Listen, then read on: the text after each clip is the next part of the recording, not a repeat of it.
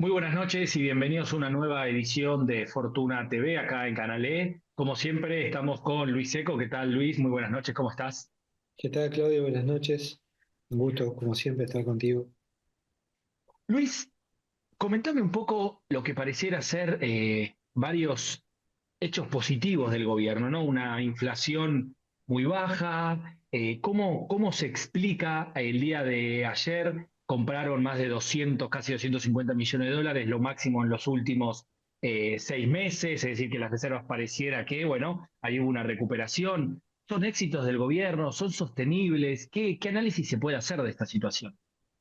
Mira, yo primero te diría que más allá de cierta sorpresa que tengo junto con otros analistas económicos que de alguna manera nos, creo que hay muchos mejores indicadores de lo que imaginábamos a esta altura, me da un poco de zozobra, pero supongo que al gobierno también le sorprende tan buenos indicadores, no tanto en materia de inflación, porque había un énfasis muy marcado en bajar la inflación y estaban todos los cañones apuntando ahí, pero sí del lado financiero, ¿no? Yo creo que tal vez, por lo menos acá puedo hablar por mí, digamos, subestimé un poco los efectos del positivo de blanqueo primero. Después también, digamos, de la mano de la confianza que generó el blanqueo en términos de mostrar señales de que la economía se estabilizaba. Después las empresas colocando deuda, vos mencionaste en varios programas anteriores, cómo las empresas estaban consiguiendo financiamiento, no solo bancario, sino también emitiendo en los mercados internacionales a tasas muy favorables, que esos son dólares que entran y quedan disponibles dentro de nuestra economía. O sea, hubo una serie, yo te diría, de dinámicas, blanqueo del sector privado colocando deuda, los préstamos que generó ese mismo blanqueo a través del sistema financiero local, que esos son préstamos que se dan en dólares, pero que esos dólares terminan en la reserva del Banco Central porque se monetizan en pesos. El aumento de la demanda de pesos de circulantes, sobre todo de una economía que como se mueve un poquito enseguida genera demandas de circulantes. Yo digo, es una serie de, tal vez, como que, ¿cómo te voy a decir? Como pequeñas dinámicas que por sí solas no te pueden explicar todo lo que está pasando, pero cuando las pones todas juntas en en el coctelero, te da este fenómeno que motiva una pregunta fundamental que la hicimos ya en el programa anterior, la volvemos a hacer hoy, que es si es que los mercados la ven, o sea, los mercados se anticipan y después viene la economía real atrás de los mercados, o si, bueno, es simplemente otro error de apreciación, si querés llamarlo, pero siempre es con el diario del lunes, ¿no? Dice, che, los mercados se equivocaron. Bueno, pero tenés que esperar a ver el diario del lunes para decir que se equivocaron. Pero en general lo que hemos visto en el pasado es que hay episodios en los cuales hay cierta euforia que después se va desdibujando en el tiempo, ¿no? Y eso me parece que el gobierno tiene que estar de alguna manera generando continuamente expectativas. Por eso Milei, el presidente, insiste tanto en esta idea de decir ya vienen solo buenas noticias y se enoja porque los medios supuestamente no dan esas buenas noticias. Sí, Eh, incluso ayer salió, antes de ayer salió Milei a decir que el cepo y el 1% y se podría bajar y el cepo, y ayer también salió Luis Caputo a hablar del cepo. Es como que saben que también ahí está el eje de la cuestión, ¿no? Que necesitamos más sí, dólares.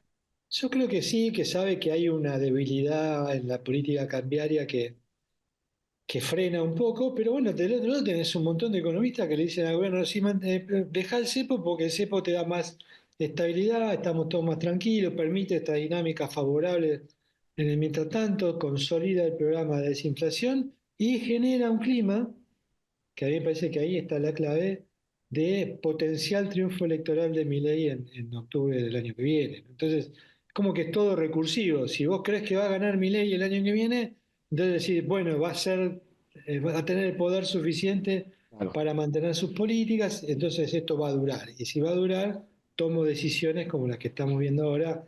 Los que se pueden endeudar se endeudan y los que pueden consumir o invertir, consumen e invierten. Ahora, eh, ahí hay un riesgo, ¿no? O sea, está el riesgo de, no es fácil, aparte, primero una cosa, el riesgo no es fácil saber si todo lo que está hoy lo vamos a tener durante todo un año. Sí, si querés, después hablamos de eso. Pero segundo, hay un tema aún más importante que es definir qué es ganar, ¿no? Porque acá hay suponete que el presidente arrasa. Arrasando puede llegar a tener 80 diputados, para ponerle un número. ¿Cuántos diputados tiene hoy? 87, que son Claro. los famosos estos diputados que los rejunta a un lado. Ahora, si gana y arrasa el año que viene, los diputados que se van son los que suman esos 87, con lo cual, porque el que más va a perder diputados probablemente ante un triunfo muy grande de Milei sea el PRO, No lo le que dice era el PRO. los Juntos por el Cambio. Por lo tanto, yo digo, me parece que hoy todos queremos creer, todos pateamos la pelota para adelante, si no me importa tanto lo que pase en el corto plazo, esperemos a más adelante, dejemos que esto se consolide, pero hay algunos riesgos inherentes que te llevan a preguntarte si esto, tal cual lo conocemos, con la inflación cayendo, la actividad recuperándose, los mercados de euforia y el Banco Central comprando dólares atrás de todas estas dinámicas, puede durar durante un año, ¿no? No, y ahí le sumo, se conoció también el dato del índice de salarios a septiembre, ¿no? Con todavía bastantes puntos por debajo, según si es el sector privado registrado, sector público o el privado no registrado, pero cuando uno ve la inflación de octubre, ¿sí? Que fue 2,7 y el acumulado 193%, digamos, noviembre-octubre, uno puede pensar que quizás el próximo índice de salarios, ya teniendo en cuenta octubre y la inflación de octubre, quizás ahí ya sí casi que lo empareja, ¿no? Cuando en diciembre hubo una evaluación de una inflación del 25%.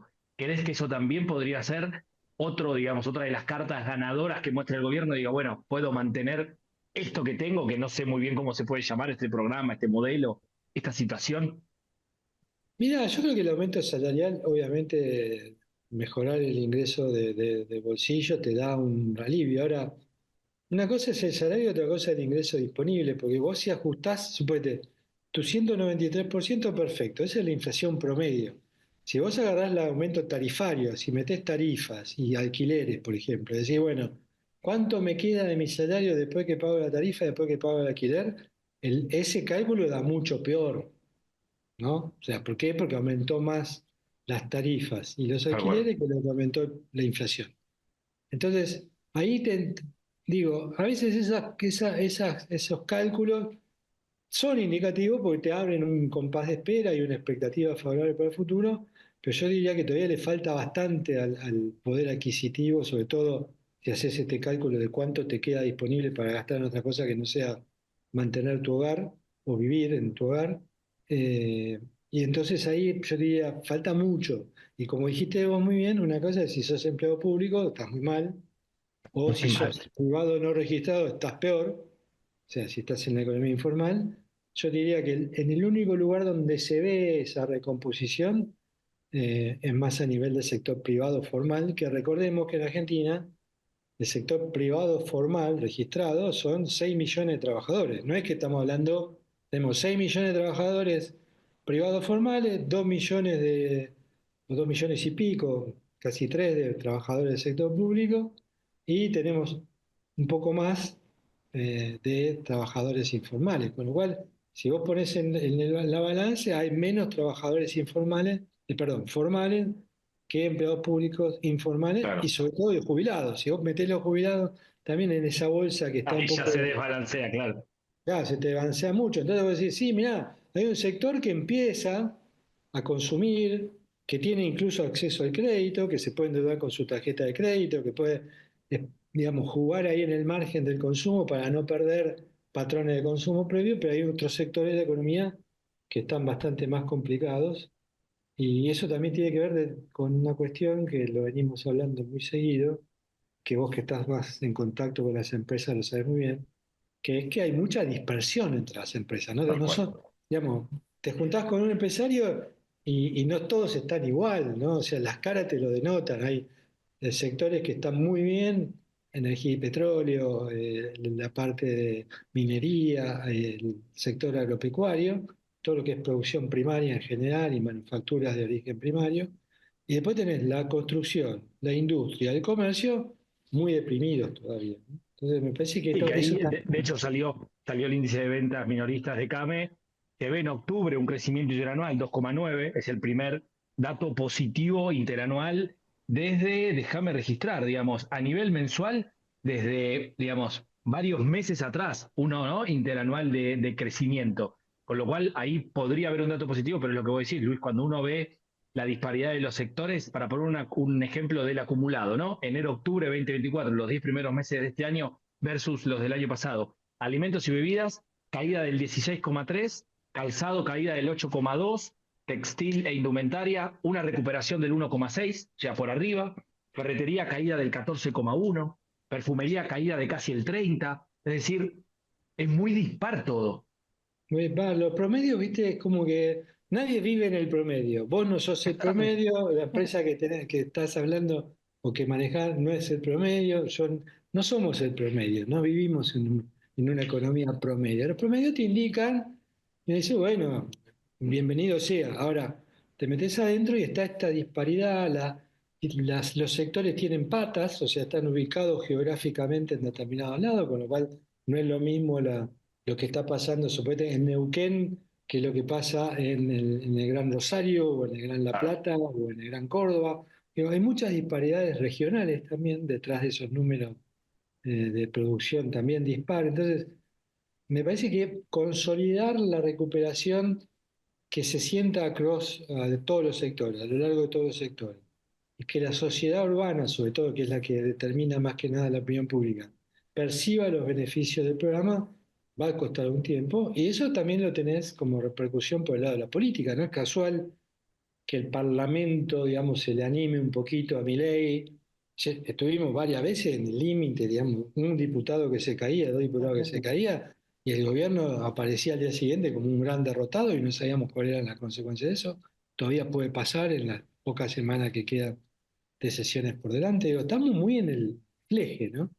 Muy en el límite, y me parece que el gobierno tiene que estar muy atento a no relajarse, a no creer que ya está, que bueno, ahora me puedo tomar vacaciones. Eso sería un grave error. Ha habido gobiernos que en el pasado han caído en esa complacencia o conformismo, y que fue la mejor medicina para una nueva crisis, ¿no? En general, vos de una crisis salís con muchas reformas, pero esa reforma, cuando te empiezan a pagar, te genera un alivio. Hay que evitar ir del alivio a la complacencia y creer que ya fue. A mí a veces, ayer Caputo estuvo muy inteligente, creo, pero al mismo tiempo tiene una lectura complicada, porque esto que vos dijiste antes, Milei dice, bueno, en 5 meses salimos del cepo. Si te puedes a contar, esos 5 meses son más o menos cuando el sector agropecuario tiene que vender todos los dólares, o vende mayor. Entonces vos imagínate que si yo tuviera dólares que me genera, no sé, el maíz, la soja o el girasol, y escucho al presidente que me dice, "Y mira, más o menos para abril, mayo voy a estar liberando el cepo". Vos decís, bueno, espero abril, mayo, no vendo nada, me quedo sentado arriba de los granos que tengo, la cosecha fina la tengo ahora, ya tengo que sembrar la gruesa y después esperar que crezca el grano. Digamos, no hago nada, espero que salga el cepo y ahí veo cuánto está el dólar. Entonces, Caputo ayer, que muchas veces tiene que, viste, manejar un Sí, sí, poco salir a...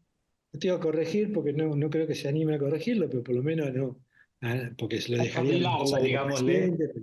Ayer dijo una cosa muy interesante, pero que tiene un riesgo, que dijo, no nos corre nadie. ¿No? Tenemos tiempo, no nos corre nadie. Eh, Eso del tenemos tiempo y no nos corre nadie es positivo, porque de alguna manera vuelve a meter esa incertidumbre constructiva desde el punto de vista de la política cambiaria, porque si no está, digamos, todo el mundo sacando cuenta de cuánto nos falta y estando ahí medio atento a ser el primero, digamos, a cambiar el portafolio. Eh, pero al mismo tiempo, por ahí, si vos te relajas mucho, si nada, está todo tan bien que la verdad, no hagamos nada, sigamos así, esperemos. También tiene un costado riesgoso, no digo que negativo, pero sí bastante riesgoso, que hay que saber administrar en un contexto en el cual algo que no conocemos todavía es cómo se comporta este gobierno, cómo se comporta Milei en un año electoral, que es otra cosa que no sabemos, ¿no? Sí, no sé. No sé por ahí cuál es tu sensación, pero uno tiene la sensación, "Ah, este tipo está decidido, no le importa nada, sabe que tiene que mantener el superávit fiscal, tiene que seguir haciendo". Ahora, veamos, yo digo, las veces uno presupone que los incentivos son distintos, pero ya hemos visto un Milei mucho más político de lo que imaginábamos. Entonces, viene un año electoral y habrá que ver que pueda mantener en marcha estas políticas de austeridad que son la clave del éxito, ¿no? Y Luis, te hago una pregunta relacionada con dos temas. Ayer Milei también salió en una entrevista radial en la que más o menos dijo que está dispuesto a sentarse con Estados Unidos para tratar de negociar un tratado de libre comercio, ¿no? ¿Qué impacto real crees que puede tener eso? Y si eso puede tener que ver también con lo que dijo después de esperamos como un espaldarazo de Estados Unidos en la charla con el FMI. ¿Crees que una cosa puede tener que ver con otra? ¿Crees que es una frase más de Milei? ¿Crees que a Estados Unidos le puede interesar un acuerdo de libre comercio con Argentina? Sabemos que hay muchas cosas en las que competimos y ellos se protegen respecto de nosotros. ¿Qué análisis haces un poco de eso potencial que dijo el presidente? Mira, yo escucho Tratado de Libre Comercio con cualquier país y me gusta, o sea, es una cuestión más, si querés, de llamarlo Filosófica económica. sesgo intelectual, ¿viste? O si querés, alguno puede pensar a otro que tiene la cabeza podrida, digamos, de la facultad y qué sé yo, pero eh, mira, siempre cuento una anécdota. Que durante el gobierno de la Rúa, un banco de inversión me vino a ver y me dice, ¿no le interesará de la Rúa reunirse con los mexicanos que firmaron el Tratado de Libre Comercio con los Estados Unidos? Sí, claro, le dije yo que vengan. Bueno, vinieron, hicimos una reunión en Olivos, yo en ese momento era asesor del presidente, nos juntamos con estos mexicanos y nos contaron cómo lo negociaron. Eran 300 tipos, alquilaron un hotel, cada piso del hotel había un team que se dedicaba a una cosa, se reunían todos los días. O sea, no es tan fácil decir, bueno, vamos a hacer un tratado de libre comercio, porque después en la letra chica tenés que ver qué, lo dijiste vos muy bien, digamos, qué sectores vas a tener, son más sensibles, qué pones adentro, qué pones afuera. Yo encantadísimo, pero digo, no es una cosa que vos lo haces en meses. O sea, si lo querés hacer bien, te tiene que llevar tiempo. Es más, supongo que vamos a tener que negociar, salvo que sea mano a mano con Estados Unidos está dentro del NAFTA, con lo cual habrá que ver si Estados Unidos no pretende que Argentina de alguna manera forme parte del NAFTA. Nosotros estamos en el Mercosur, con lo cual también habrá que ver si compatibilidad. O sea, digo, todo eso más allá de que lo que importa es la voluntad y la determinación política, te lleva mucho tiempo, y si no, fíjate lo que está pasando también con el tratado con la Unión Europea, que no es de libre La Unión comercio, es Europea. un tratado de comercio sin libertad absoluta de comercio, pero también tiene su tiempo. Entonces, a mí me parece que esto de decir, bueno, Estados Unidos nos puede dar una mano, sí, pero son cosas que llevan tiempo, ¿no? Lo que te puede ayudar es más rápido decir, bueno, no, Trump levanta el teléfono y dice, che, ayuden a Milei, a mi amigo, denle 10 mil millones de dólares. Ahora, de vuelta, la pregunta va a ser, en ese caso, ¿para qué la vamos a usar? ¿No? Porque hay otros episodios históricos también en que tuvimos el espaldarazo, conseguimos el dinero y se gastó mal, ¿no? Entonces, y yo creo que hoy el fondo, por ejemplo, está bastante alerta a ese tema, ¿no? Dice, che, bueno, ayudar a Argentina, ok. Pero si le damos los dólares, lo va a usar para mantener un tipo de cambio que está relativamente barato, un peso demasiado fuerte. Ellos no están convencidos que esta sea la mejor política cambiaria para Argentina.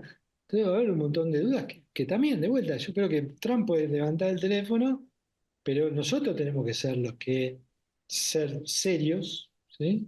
Y no tirarse la pileta y decir, che, la verdad, ¿para qué lo vamos a usar? Ok, ¿esto cómo lo vamos a llevar adelante? ¿Lo vamos a negociar seriamente? Digo, hay muchas cuestiones muy de detalle en este tipo de cuestiones, ¿no? Entonces, yo creo que por ahora lo que prevalece es esta idea, bueno, Argentina tiene o el presidente de Argentina tiene un presidente amigo de los Estados Unidos, eso ya es fantástico. Ahora, nota al pie, Trump lo conocía a Macri de mucho más tiempo. Claro. Jugaban juntos al golf de mucho más tiempo sin que Macri fuera presidente. Y tuvimos el tema de los limones. ¿Te acuerdas el famoso tema de los limones? Sí. No podíamos venderle, nuestra principal exportación a Estados Unidos, no podíamos venderle un limón. Entonces, digo, a veces hay que ser un poco más, Relaciones de intención y lo que finalmente. mirar un poco la historia y después ser inteligente en el proceso, digamos, de negociación. Trump, digamos, no es toda buena noticia para Argentina, ¿no? O sea, el proteccionismo de Trump no es una buena noticia para Argentina. Y como bien decía Seferino, que hoy no puede estar con nosotros, pero el otro día, el último programa lo dijo, dice, mirá que Trump no solo se dice proteccionista, sino que cuando lo acusan de serlo, se pone contento. Digamos. Entonces, no es que va a renegar de su campaña, decir, no, yo eso lo dije en campaña, pero no soy proteccionista. Y el proteccionismo para un país como Argentina nunca nos favorece.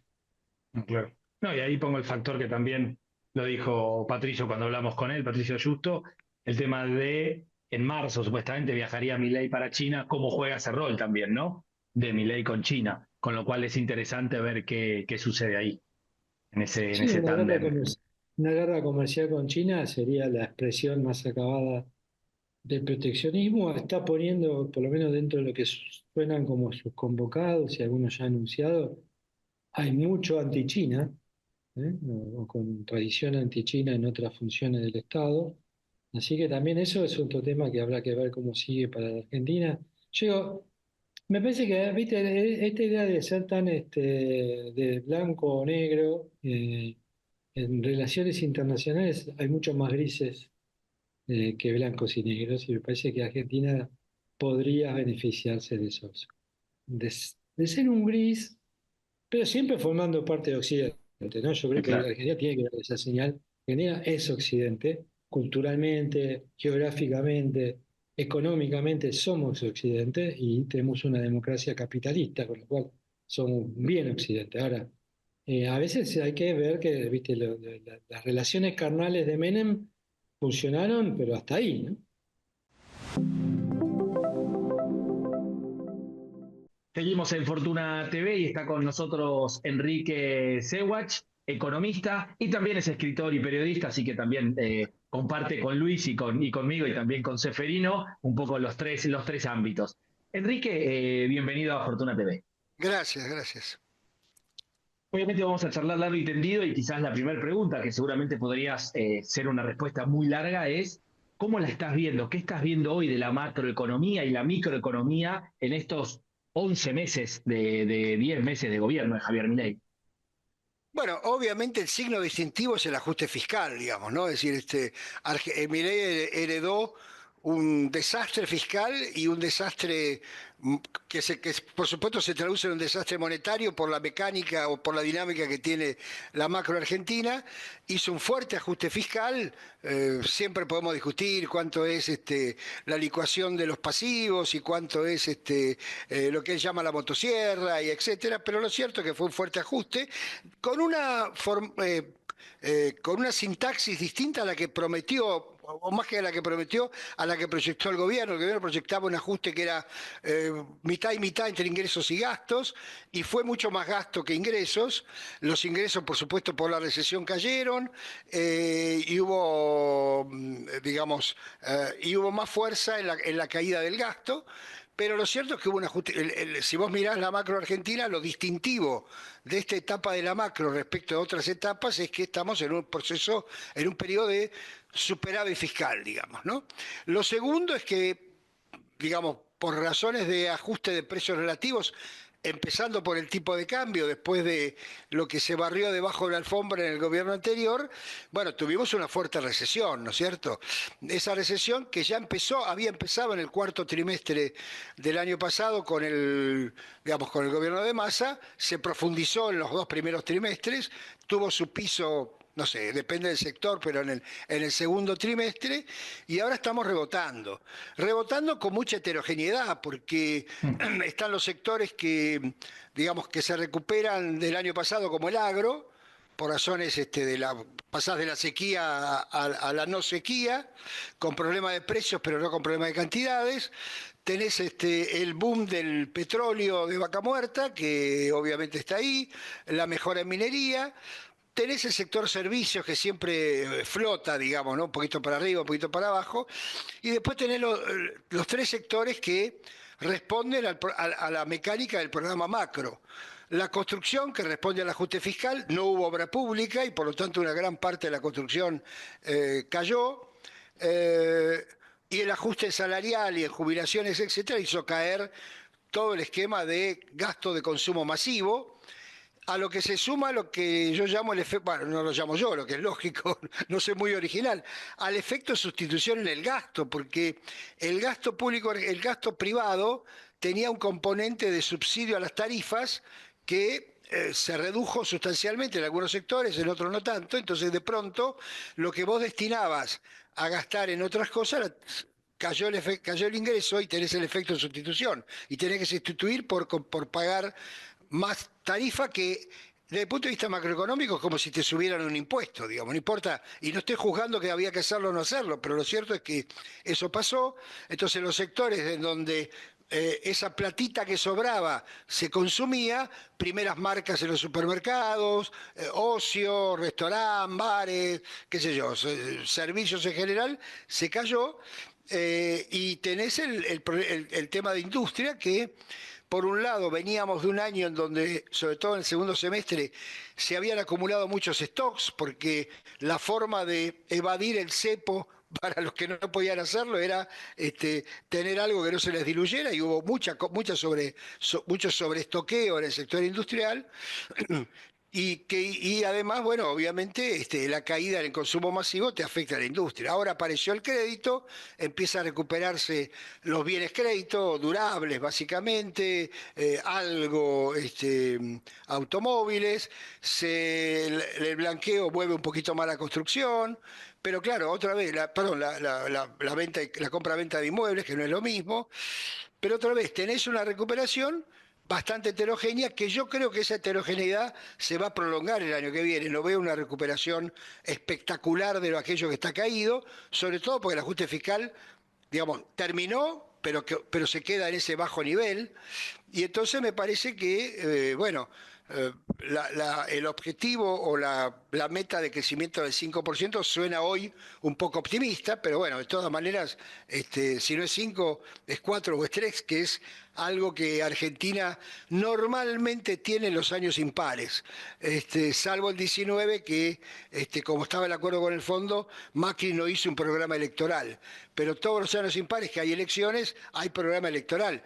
Otra vez, el programa electoral de Milei es distinto porque tiene superávit fiscal, pero no tiene una profundización del superávit fiscal. O sea que en el margen es un programa, digamos, no digo parecido, pero en el margen es un programa que trata de tener en cuenta la restricción de que el año que viene hay elecciones, ¿no? Sí, yo le decía a Claudio, digamos que no lo conocemos a Milei en esa faceta, ¿no? No Ujú, sabemos cuán político puede ser Milei en un año electoral, ujú. y el tema fiscal es clave. Ahora, no te escuché mencionar nada sobre la política cambiaria. Bueno, ¿Por qué no te contás un poco sobre eso? a eso iba, teniendo en cuenta que seguramente iba a surgir en la conversación. Eh, bueno, primero, está claro que ningún programa de estabilización en una economía bimonetaria se puede hacer sin estabilizar el tipo de cambio, digamos, ¿no? Es decir, el ancla cambiaria es parte del menú, digamos, ¿no? Lo que pasa que una cosa es usar el ancla cambiaria como parte del menú, y otra cosa es, digamos, centrarse en el ancla cambiaria eh, como, como pivot de toda la macro. Yo creo que acá ha faltado y sigue faltando un programa cambiario que despeje un régimen cambiario que despeje la incertidumbre que hay respecto del futuro. O sea, el presidente y el ministro de Economía están todos los días diciendo cuándo se sale del cepo, si no se sale del cepo, si vamos a flotar, si vamos a tener este tipo de cambio fijo, si vamos a dolarización, si vamos a especificación. O sea, no se puede hablar todos los días de este tema, digamos, decir, ese horizonte debía estar relativamente despejado. Ahora empieza a despejarse un poquito más porque ya se habla de, bueno, tenemos que acumular reservas, si bajamos a la tasa de Kroll, pero estamos todavía discutiendo todos los días a la mañana. Alguien nos pregunta, o a Luis, o a mí, o a alguno, che, ¿salimos del cepo o no salimos del cepo? Che, ¿sigue el blend o no sigue el blend? Che, ¿baja la tasa de Kroll o no baja la tasa de Kroll? Vamos a este esquema de emisión cero, o vamos a un esquema en donde el Banco Central compra reservas contra emisión o compra reservas contra otra cosa. Es una nebulosa. Y mientras eso sea una nebulosa, te pone mucho ruido a la política económica en un país que obviamente donde la política cambiaria es central. Ahora, dicho esto, insisto, es difícil hacer un programa de estabilización sin estabilizar el tipo de cambio, valga la redundancia, y es difícil que el tipo de cambio no se te atrase en ese contexto. Ahora, el problema que tiene Argentina hoy es que tenés el atraso cambiario. Déjame usar una palabra que no corresponde, pero el atraso cambiario normal de un plan de estabilización inserto en un mundo en donde nuestros socios comerciales devaluaron fuerte. Entonces, ahí tenés un trade-off difícil, porque Brasil devaluó fuerte, Chile devaluó fuerte, no sabemos muy bien cómo va a terminar. Es decir, ¿cómo va a terminar el comienzo del gobierno de Trump? Porque Trump quiere dólar débil, la Reserva Federal no quiere dólar débil, o por lo menos no quiere inflación, esa lucha va a estar a partir de enero. En fin, a una política cambiaria que atrasó el tipo de cambio, no mucho, pero que atrasó el tipo de cambio por razones antiinflacionarias, ahora se le agrega una política cambiaria que dice que lo va a seguir atrasando en un contexto en donde el mundo, por lo menos por ahora, está en contra, ¿no?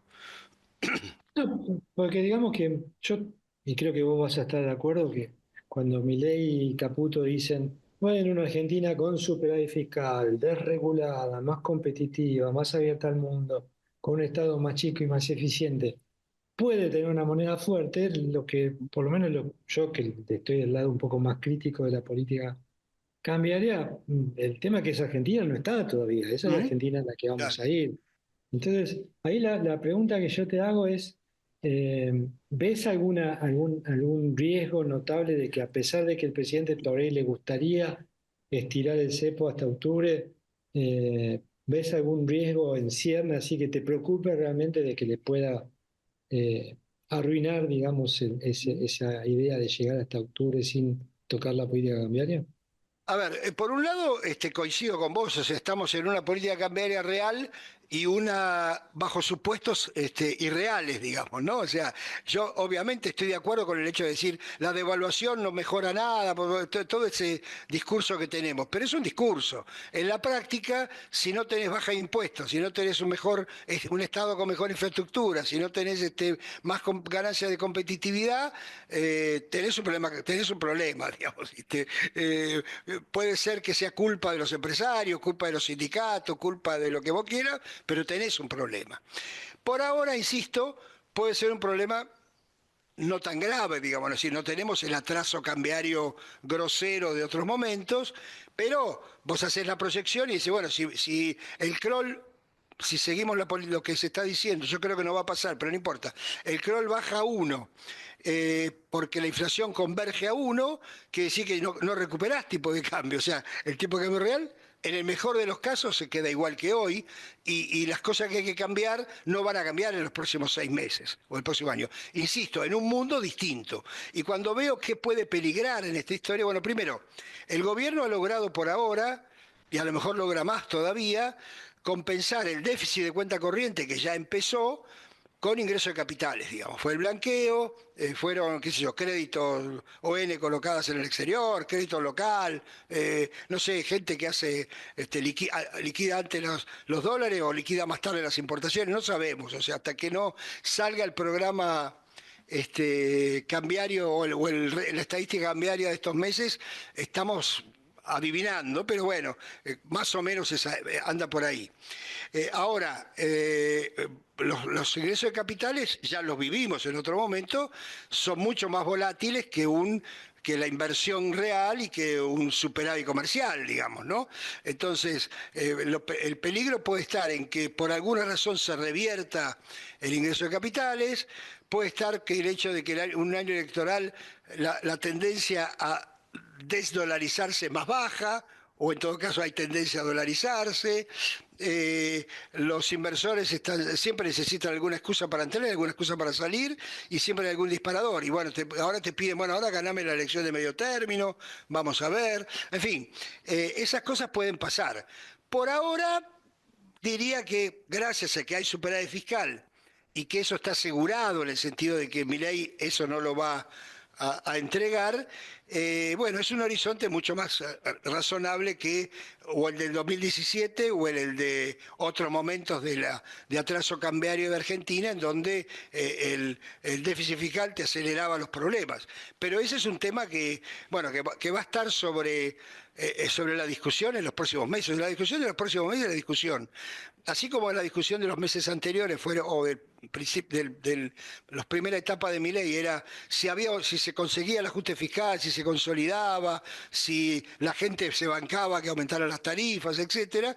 La discusión de los próximos meses va a ser este atraso cambiario hasta dónde se aguanta, si hay ingresos de capitales para compensarlo lo suficiente, si el mundo te ayuda o no te ayuda, si Trump, si el fondo, y eso va a estar permanente, digamos, ¿no? Bueno, ahí Enrique, ¿no? Te pregunto y les consulto a los dos como economistas. De ahí está la importancia de, ¿no? de un programa económico, ¿no? Porque si nos paramos a pensar en octubre, noviembre del año pasado, lo que uno escuchaba era el problema de Argentina es uno con un gran asterisco que era dos. El tema fiscal y la inflación. El tema fiscal y la inflación.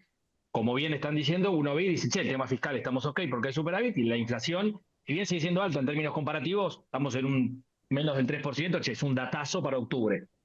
Pero ahora no, ahora el problema es el tipo de cambio. Y además le metemos la variable del mundo, la variable del dólar, la variable de Trump. Entonces uno dice, bueno, ahí es donde empieza a tener la importancia del programa en donde, che, cuidado con estas variables, porque uno escucha economistas de distintos espectros y todos hoy ya no hablan de lo fiscal, por lo que bien está diciendo vos, ya no hablan de la inflación, porque listo, ya bajó, ya ahora el problema es lo cambiario. ¿Cómo se sale de eso? ¿Cómo, no? De esta maraña es como que parece que ganamos dos batallas, pero esta, que no era una batalla, hoy parece que es la guerra principal, porque además de esta, pareciera que está muy atada a las otras dos, ¿no? Bueno, a ver, primero, una nota de pie de página sobre la tasa de inflación, digamos, ¿no? Cuando vos le pones la lupa a la tasa de inflación, tenés dos temas. Primero, que la inflación núcleo está por arriba de la inflación general. Tres temas. Segundo, que obviamente servicios está creciendo fuertemente por arriba de bienes y no dependen tanto del tipo de cambio. Al final del día sí, pero no es una relación tan directa. Y Bien. tercero, que estacionalmente octubre y noviembre son siempre meses de inflación baja. O sea, son siempre meses que la inflación baja respecto a cómo venía, ¿no es cierto? Obviamente, si venís al 10, bajás al 8, y si venís al 5, bajás al 3. Acuérdense que Massa prometió el 3% mensual para abril en octubre y noviembre, cuando vio que bajaba la inflación, y él, como no sabe nada, perdón, como no era tan experto en economía, se embaló diciendo, bueno, ya está, la inflación ya la tenemos. Es decir, ese riesgo, mira, hay 2 meses que son clave para la política económica argentina.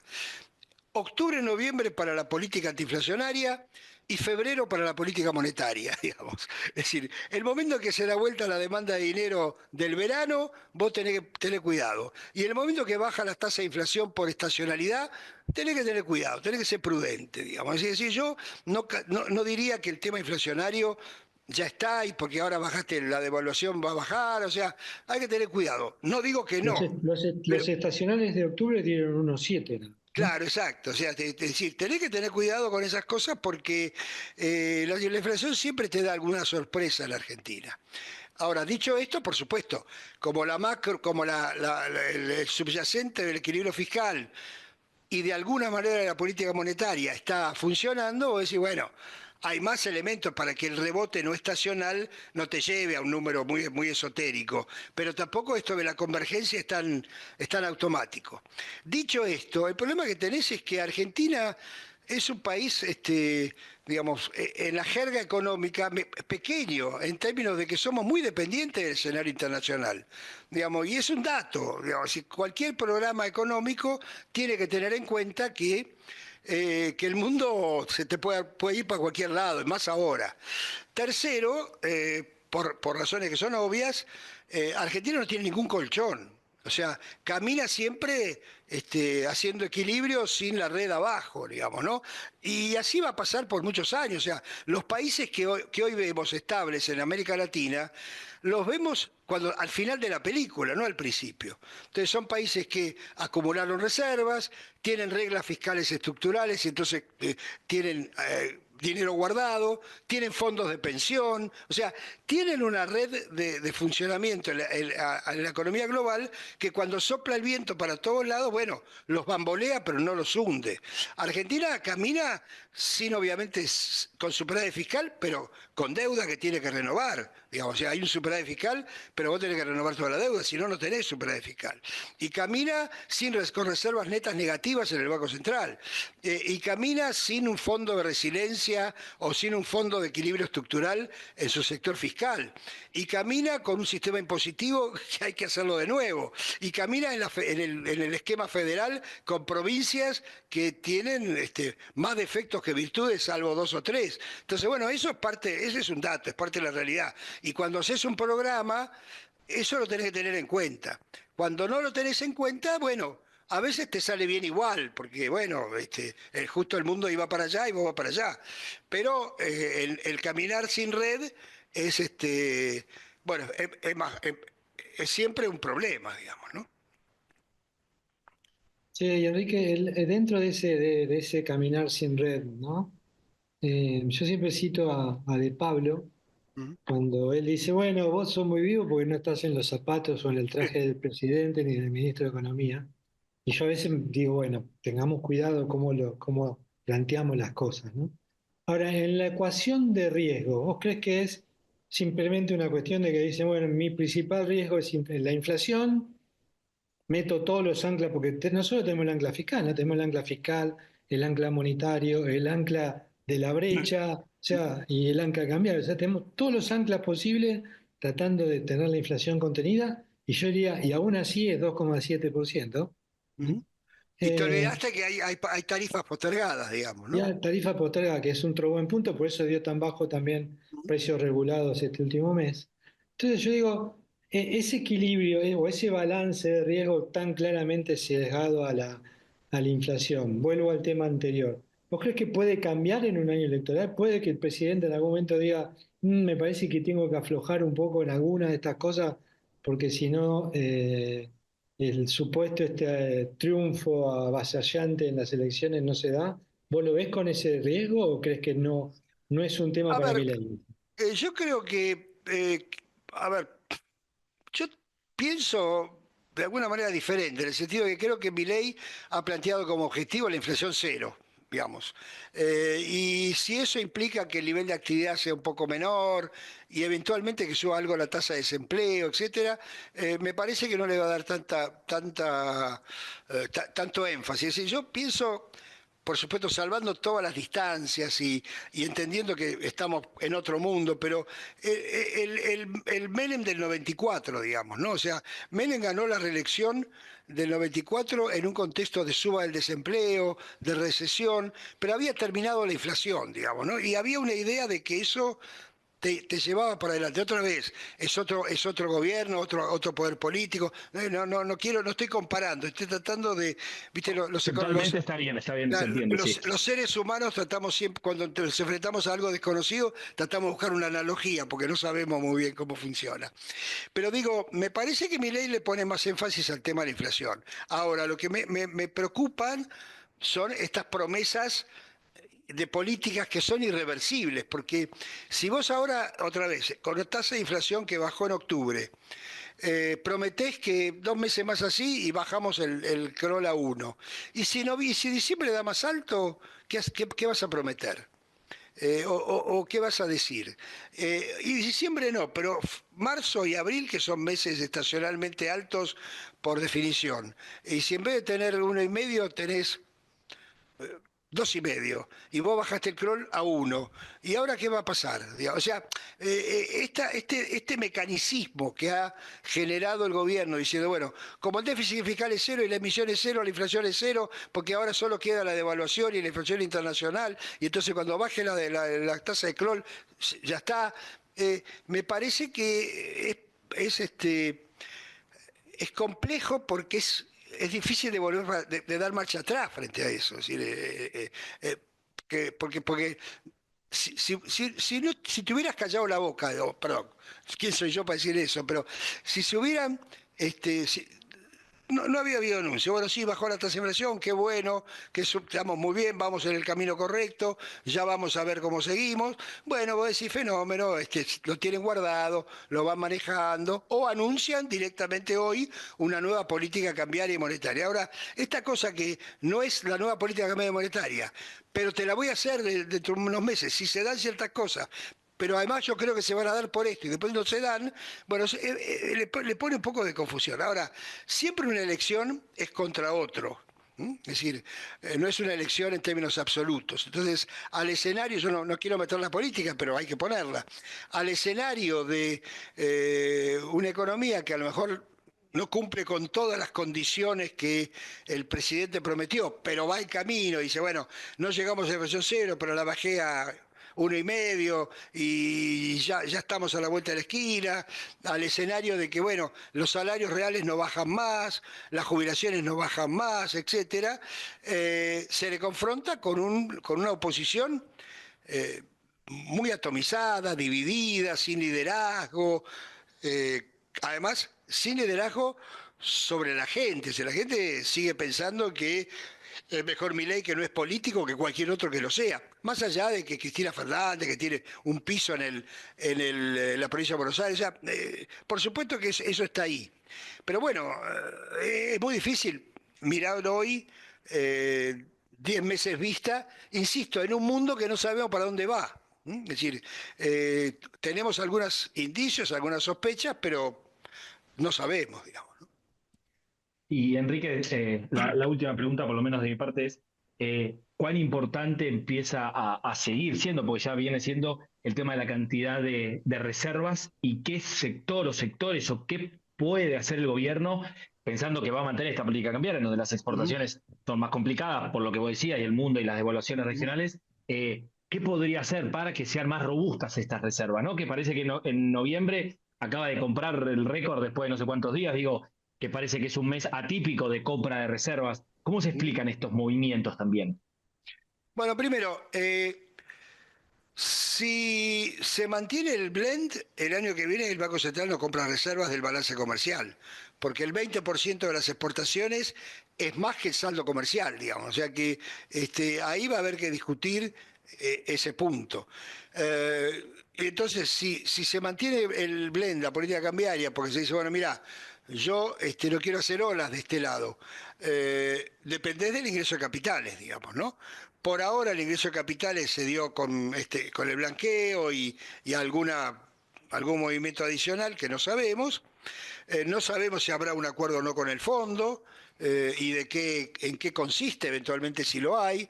Entonces, me parece que acá la decisión que va a tener que tomar el gobierno es, pongo en riesgo marginalmente la política cambiaria un ratito, sacando el blend, aflojando en el cepo, etcétera, en algunas cosas, para tener un sector externo más robusto, o me quedo con esto, me juego al ingreso de capitales y eventualmente a un acuerdo con el fondo más adelante, que se reable el mercado, en fin.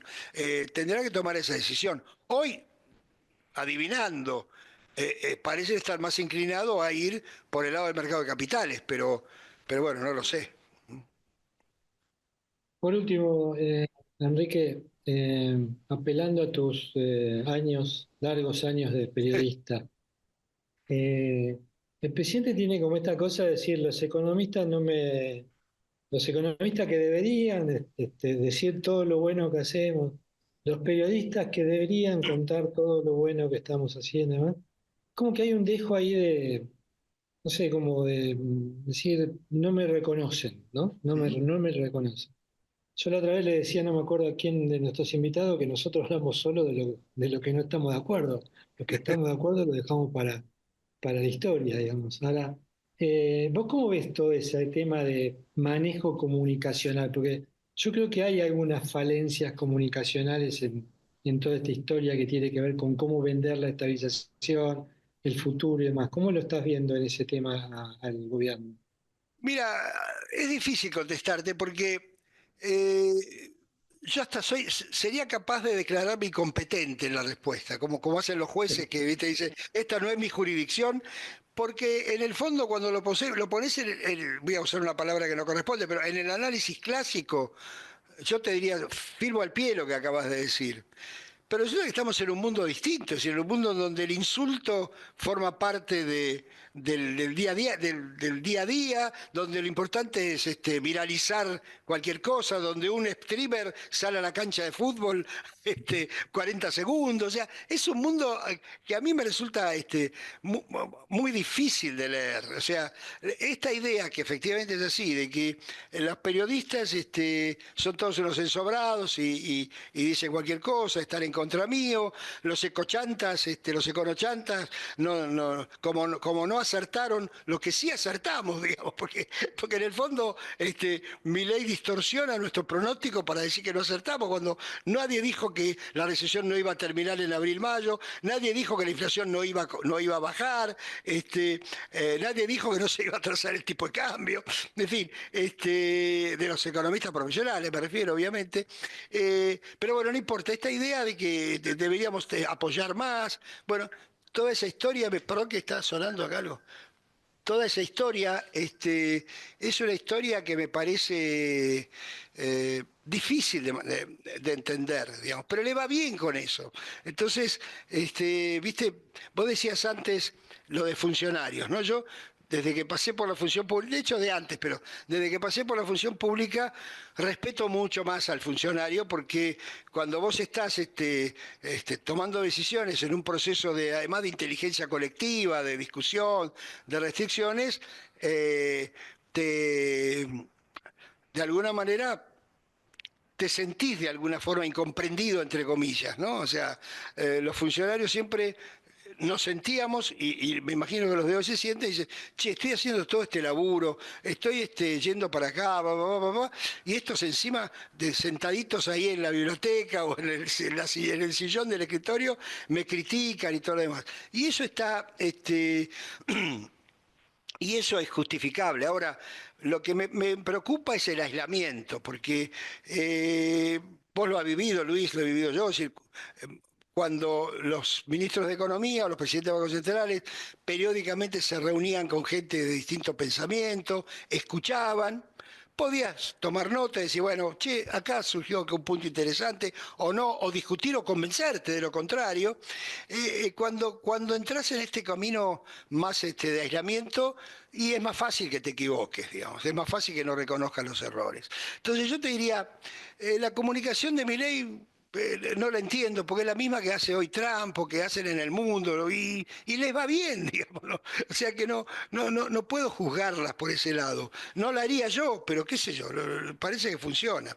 De todas maneras, yo siempre, a ver, haciendo otra vez una analogía que no corresponde, pero cuando la convertida era exitosa, el presidente, Caballo, todos podían decir cualquier cosa y todos lo aplaudían y todo le parecía bárbaro y todo les parecía que no pasa nada, que eran así. Menem salía a jugar al básquet, andaba con la Ferrari, hacía lo que quería y todos lo decíamos, qué grande, qué simpático, qué bueno. Cuando la convertida estalló, todo era un desastre, digamos, ¿no? Es decir, los técnicos que ganan un montón de partidos, ganan campeonatos, son intocables hasta que pierden 7 partidos seguidos y los matan, digamos, ¿no? Entonces, La corrupción de Menem empezó en el 98, ¿te acordás? claro, exactamente, Con la recesión exactamente. del 98. O sea, Exactamente. Entonces, yo sería más cuidadoso si estuviera, pero también es cierto que viniendo de donde venís, de pronto te está yendo bien, están saliendo las cosas como querés y tenés derecho a sentirte triunfalista, digamos, más allá de que yo sería más precavido, digamos, en ese punto, ¿no?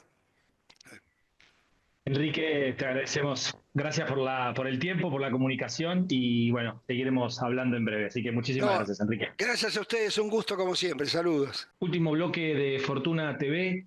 Luis, otro economista que pasa por acá por Fortuna TV y otro economista que tiene varios aspectos para decir que el gobierno ha hecho algunas cuestiones bien, siempre en lo fiscal, en lo inflacionario, a pesar de estos asteriscos que hizo Enrique, pero nuevamente aparece el cepo, aparece el atraso cambiario y nuevamente parece que los econochantas están casi todos de acuerdo, ¿no? En estas advertencias que le hacen al gobierno que parece sin seguir escuchando, ¿no?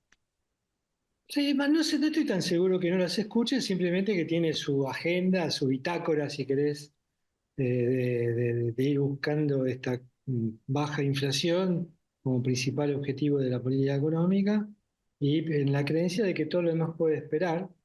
Pero sí, yo creo que la política cambiaria es la debilidad del programa. Otros dicen, mira, sin esta política cambiaria sería todo peor, con lo cual mejor tenerla que no tenerla. Siempre vamos a tener visiones encontradas. Lo que sí me parece relevante a esta altura es que eh, ya estamos en noviembre, o sea, pasaron 11 meses de gestión y sigue esta definición hacia dónde vamos, ¿no? En términos monetarios y cambiarios. Yo creo que ahí, eso sí, tiene un costo, digamos, ¿no? Más allá del cepo sí, cepo no, si están dadas las condiciones o no, toda esta incertidumbre Te hago una de qué es pregunta lo que viene.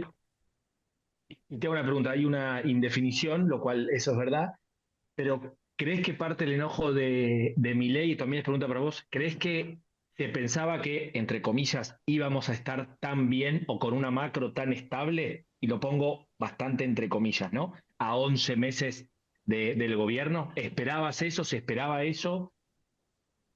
La verdad que yo creo que, como dije en el arranque, sorprende a propios y extraños Mm. algunos de los éxitos.